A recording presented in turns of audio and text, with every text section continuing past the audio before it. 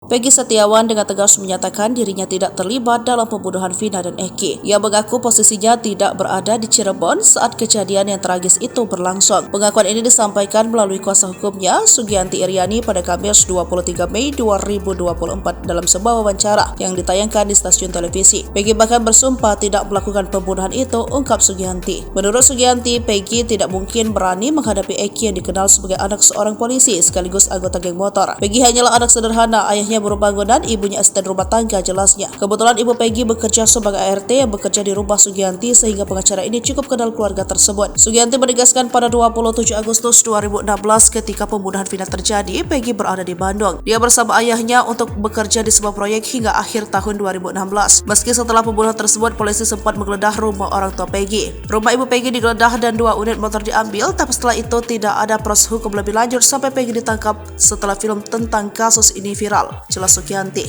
Setelah penangkapan Peggy, Sugianti segera menuju Polda Jawa Barat dan baru bisa bertemu dengan Peggy pada pukul 8 malam. Peggy langsung ditetapkan sebagai tersangka, ungkapnya, sambil menambahkan bahwa ia memiliki saksi yang dapat membuktikan alibi Peggy pada hari kejadian. Sugianti juga menyampaikan kekecewaan atas penggeledahan di rumah orang tua Peggy tanpa pemberitahuan kepada kuasa hukum. Saya kecewa sebagai kuasa hukum, saya tidak diberitahu, ujar Sugianti. Ia mempertanyakan mengapa penyelidikan pada Peggy sempat terhenti dan baru dilakukan kembali setelah kasus ini menjadi viral. Peggy sudah berada di Bandung sejak Juli hingga Desember 2016, tegasnya. Sementara pembunuhan terjadi pada Agustus. Sugianti menemukan kejanggalan dalam data DPO yang dirilis polisi yang menyebutkan ciri-ciri fisik dan usia yang tidak sesuai dengan Peggy. Tetangga Peggy Setiawan di Kecamatan Talun, Cirebon meragukan keterlibatan Peggy dalam pembunuhan tersebut. Mela, salah satu tetangga, mengatakan bahwa Peggy dikenal sebagai sosok pekerja keras yang sering merantau sebagai kuli bangunan. Dia jarang bergaul atau berkumpul dengan teman-teman karena sering bekerja merantau, ungkap Mela. Menurutnya, pada saat kejadian Peggy tidak berada di Cirebon. Masnya, 51 tahun, warga yang tinggal di sekitar rumah Peggy, juga mengungkapkan bahwa Peggy sudah sejak lama bekerja sebagai kuli bangunan. Pada saat kejadian Peggy sudah tidak ada di Cirebon, dia bekerja di Bandung bersama ayahnya, kata Masina. Pengakuan tetangga Peggy ini semakin memperkuat alibinya bahwa ia tidak berada di tempat kejadian saat pembunuhan terjadi.